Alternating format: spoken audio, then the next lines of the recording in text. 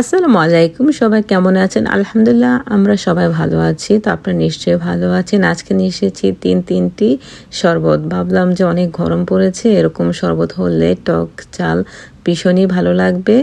তো এই জন্য বন্ধুরা আপনাদের সাথে আজকে আমি শেয়ার করব। তো খুব সহজে আমি বানিয়ে নিব তিনটি শরবত, খেতে কিন্তু ভীষণই ভালো লাগে।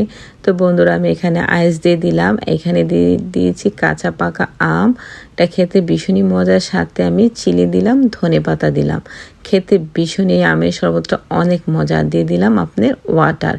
এই তো বন্ধুরা আমার এই শরবতটা একদমই রেডি হয়ে গিয়েছে। এখন করব আমি কমলা, যেটা ছোট ছোট যে কমলাগুলো সেগুলো দিয়ে আমি শরবত করব। খেতে ভীষণ ভালো লাগে, এই গরমের জন্য খুবই ভালো লাগে।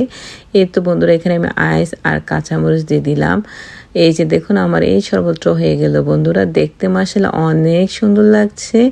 এখন আমি কি করব জানেন বন্ধুরা, এটা হচ্ছে আপনার যে গ্রিন যে আপনার অ্যাপেলটা, সেটা দিয়ে আমি করব। এটা দিয়ে অনেক বেশি ভালো লাগে।